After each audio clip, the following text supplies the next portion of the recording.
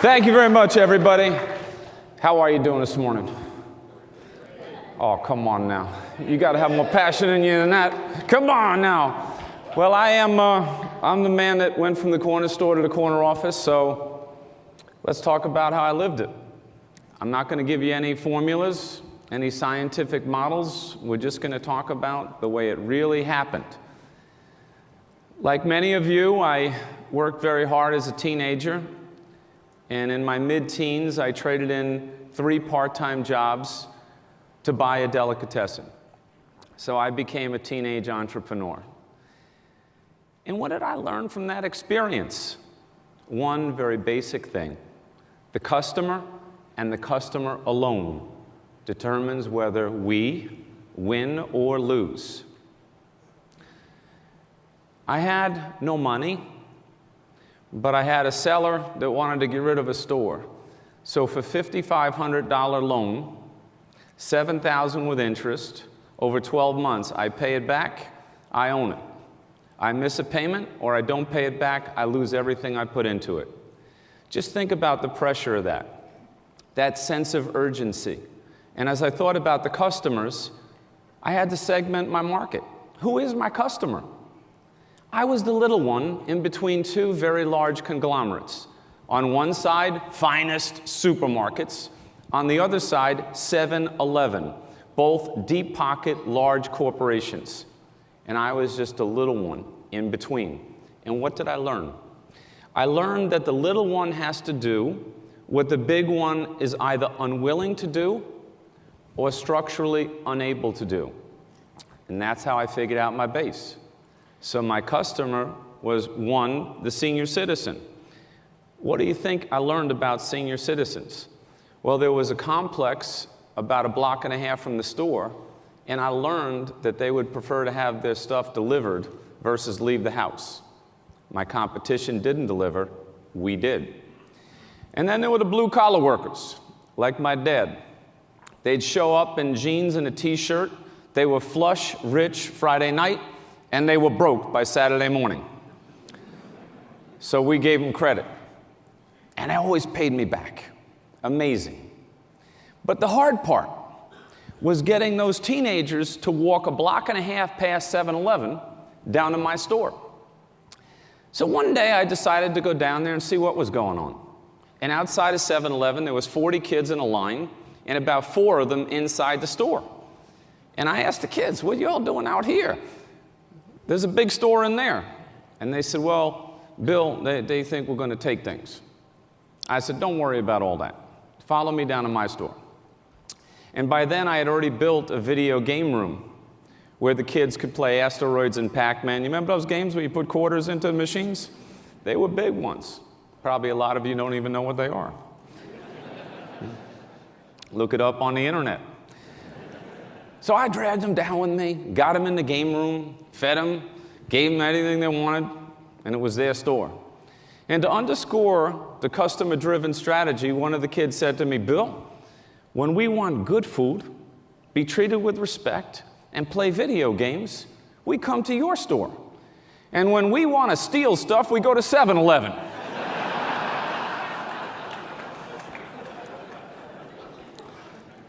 Yeah. Just tapping into that wellspring of trust. Trust is the ultimate human currency. You know, I had big dreams. And after this delicatessen put me through college, I decided that it was time to take on New York City and go after a corporate job. We lived in an 1,100 square foot house in Amityville, Long Island. It had 2 floors, very tiny. And every time there was a storm, either a northeast wind or any kind of serious rain, my house flooded. And the day of my interview, I had bought my $99 suit from the mall. I did charge it. And I'm all spiffed up and ready to go. But I'm coming down from the 2nd floor to the 1st, and there's 4.5 feet of water in the house. So my brother picks me up, carries me on his shoulder through the water so I don't get my suit wet. My dad is waiting for me in the middle of the street because by now the tide was starting to subside and cars could move along. And he drove me to the Long Island Railroad in Amityville, Long Island. I love my dad. And during that ride, I told him, I'm going to go into New York City today, and I'm going to get my dream job at Xerox Corporation, Dad. And he said, Bill, as he drops me off, don't put all that pressure on yourself. You're a good kid. Just do the best you can. That's all anyone can ask. I said, I guarantee it, Dad. I go up the escalator. I'm reading the annual report on Xerox Corporation as I drive into New York City. And there was a CEO then reinventing the company on total quality management. You see, he felt that it was a pretty big problem that Xerox was building machines for a higher price point than the offshore competition was selling the machines for, and the offshore competition actually had higher quality. I don't know about you, but that doesn't work in my supply chain. So I get to my interview. I'm fired up to change the world. And I look around, and there's all these magnificent young people from top Ivy League schools, top schools across the country, going for the same job I am. I must say, I was a little intimidated. In fact, at one point, I thought maybe I overshot it with my dad a little bit. But you always have that choice when you get into a tough situation. You're either going to panic, or you're going to find out what it is you're really good at. And I can only remember my mom saying to me, Bill, the best part of you is you. Just be you. So as I'm there, I just decided to be me. And I was asking the kids, hey, what are you in for? What are you going for? What's your goal today? I figured, hey, I talk to 500 people a day in a delicatessen. I could start conversations. And they would say things like, well, I'm kind of playing the field. I'm interviewing with IBM or Goldman Sachs or Merrill. And you know what happened at that moment? That was a consistent theme. I'm playing the field. I'm looking around. I'm taking all my options into account. And that was the moment that I knew it was my day. You know why? Because I wanted it so much more than they did. I went through 8 interviews. I finally get pushed up to 9 West 57th, this beautiful building on Central Park. And I remember sitting on this bench in the demo room of Xerox on the 38th floor, and I thought they might have forgotten me because I was just waiting there for half an hour after all these interviews in Midtown to see the big boss. And as I sat there, I looked at the assistant, kind of looking over everything, and I said, I'm prepared to wait here all night. I'm not in a rush. But if you wouldn't mind telling Mr. Fullwood that Bill McDermott is here for his interview, I would really appreciate it. She carries him in the note. The other people sitting next to me on the bench just kept sitting there. And I'm invited immediately in for the interview. The door opens. I'm looking over his shoulder at Central Park on the 38th floor of 9 West 57th. I'm like, I'm not in an office building. I just got to heaven. I'm in heaven. And I'm not going for a job. This is not an interview. This is a fight for my life. Because if I can get this job today, I can determine the future of my life. So this wonderful man sits down across from me. We have a great exchange. We get to the end of the interview. And he says, Bill McDermott, I just want to let you know I really appreciate it. It was an outstanding interview. And the HR department's going to be in touch with you in a few weeks. You ever hear that one before? To which I reply, Mr. Fullwood, I don't think you completely understand the situation, sir. He kind of tilts his head a little bit, like, what's this kid up to? And I said, I haven't broken a promise to my dad in 21 years, and I can't start now. I guaranteed him I'd have my dream job in my pocket when I went back to Long Island tonight. Now the head's really tilting. Finally, he says, Bill McDermott, as long as you have not committed any crimes, you are hired. And I said, well, Mr. Fullwood, I certainly haven't committed any crimes. Does that mean I'm hired? Are you sure, sir? And he goes, yes, I am. So, of course, in true Bill McDermott fashion, I walk around the table, I pick him up, I hug him a little bit, you know, move him around a little bit. I did place him back in his chair nicely, though. He was okay. I left the office. I high-fived the executive secretary as I go out the office. I go down 38 floors.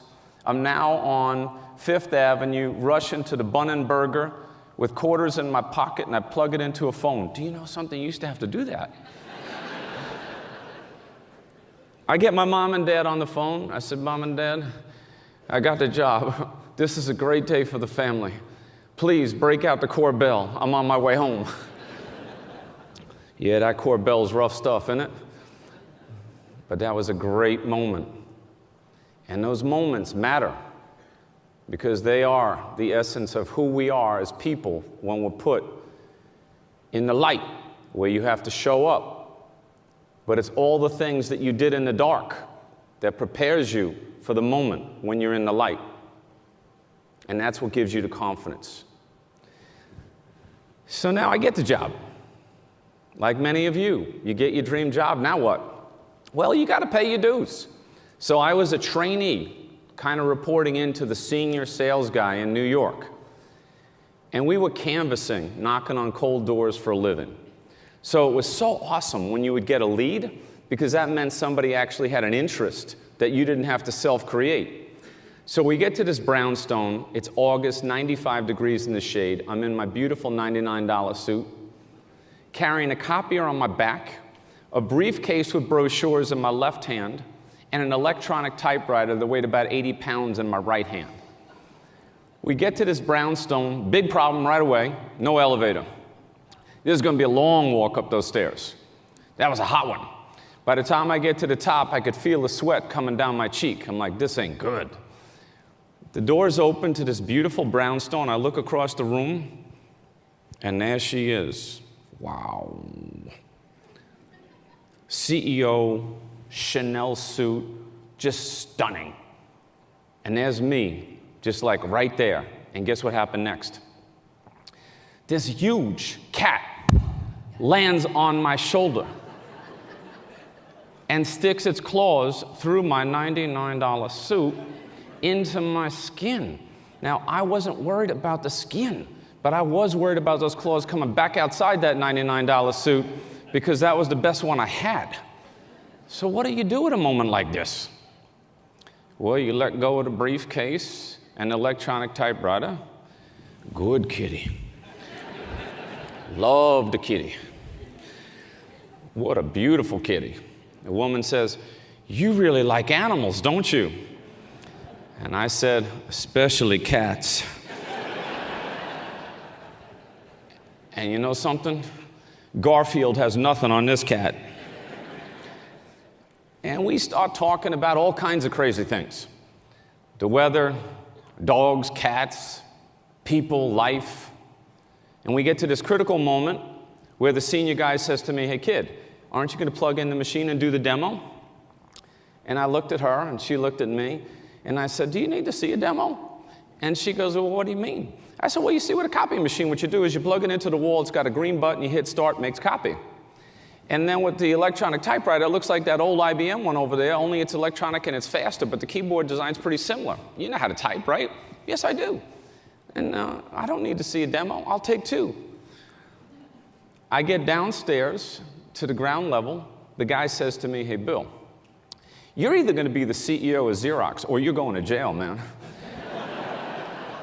And I'm like, what's up with the jail thing around here?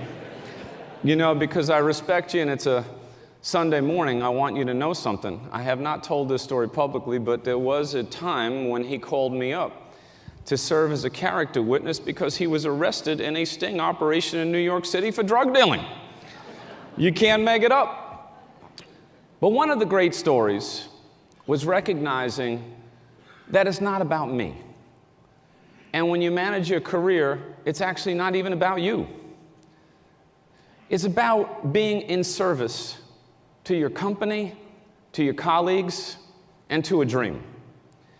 So, with a newborn baby and a new marriage, we're living in New York City, and I get a call from Xerox, and they say, we want you to go ahead and run Puerto Rico and the Virgin Islands. And I'm like, what? Yeah, Puerto Rico and the Virgin Islands. Now, I'm Mr. New York. I'm about to get the whole New York City thing. And I went home and I talked to my wife, and I said, wow, you know, they really want me to do it, and the big boss is asking me. So I said, let me fly over there and see how it goes, and I'll get back to you, because we're high trust. So, of course, I met my new colleagues. We're drinking sangria for lunch. I guess that might have had something to do with my enthusiasm for the job. And I make a decision that day. We're going to Puerto Rico. I rent an apartment. I go back, get my family, and now we're in Puerto Rico. Puerto Rico was number 64 out of 64 operations in the entire company, dead last. And they were good at being dead last. They actually made a habit of it. So I wasn't sure if this was a promotion or this was just a test of my will. So I went in there, and they're expecting the McDermott American, coming in with the vision and the strategy and rock and roll, here we go. And instead of doing that, I just listened to them. For 2 weeks straight, I just met people. And I'm like, what do you think is going on here? It's because you guys are so messed up, like I don't even know how to categorize how messed up we are. And I just need your insight on like why we're messed up and what you think could be done differently. Well, you're gonna love this. And this is why it's all about the people. You hear that phony stuff coming out of corporations and management, it's all about the people. They remember to say that like about 1 day out of 365 because they think they should. But I learned early on it is all about the people because I want to win. And you can't win without the will of the people. And you know what they told me? They said, Bill, we want 3 things. Number 1, we want a clear vision of where you want us to go. Number 2, we want to be inspired, motivated, and happy as we pursue that dream. And number 3, and most importantly, if you had to forget 2 out of the 3, Bill, don't forget this one. We want our Christmas party back. Because the other guy was a cost cutter, and we're demoralized because we don't have our Christmas party, and we like to dance here in Puerto Rico. So I said, okay, probably this is more important than 1 and 2. We got to put that dream out there. So let's make the perfect night happen. Who would do the singing? Gilbertito Santa Rosa. Okay. Where would we go? The El San Juan Hotel, the best hotel in Puerto Rico. What would we wear? Black tie, women's beautiful dress, high heels, dance, rock and roll. Okay, I'll come back tomorrow, I'll give you a report out. That night, I hire Gilbertito, we book the El San Juan Hotel, and it's on the calendar. I get in front of him, just like I'm in front of you today, and I tell him the good news. I got you all you wanted. They are standing up. Puño, yes, senor, you're the man. Bah, bah, bah, bah. Rocky push-ups, everything going well. And then I say, there's only one catch. Whoa, all the noise goes down, down, down. There's nothing noble about being anything less than number 1, if you can be. And certainly, there'd be no point to dancing to Gilbertito or anyone else being dead last, number 64. So we're going to be the number 1 organization in the entire company, and we're going to do it this year. I swear you could have heard a pin drop. I'm like, uh-oh, this ain't good, man. But I hung in there, and I knew it wasn't time to say, yes, we will. It was time to say, you trust me, I trust you. We take it 1 day at a time. And I won't ask you to do anything that you don't see me doing first.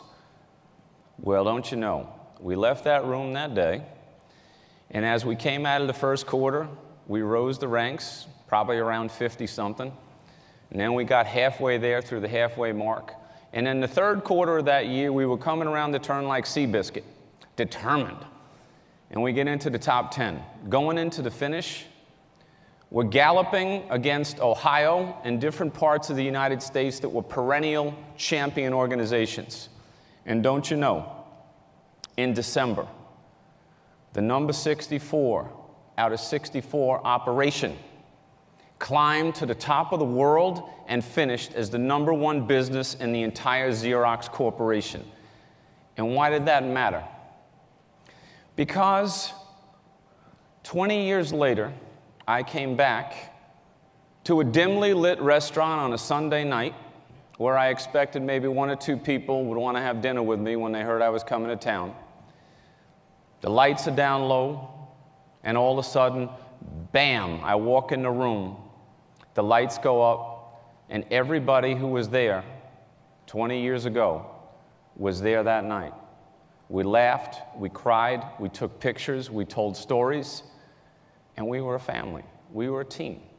We did something in our lives that really mattered. And that's what really counts. To build something with such great care that in the end people were very honored that you were there. And that's a bilateral agreement. So I always salute that, because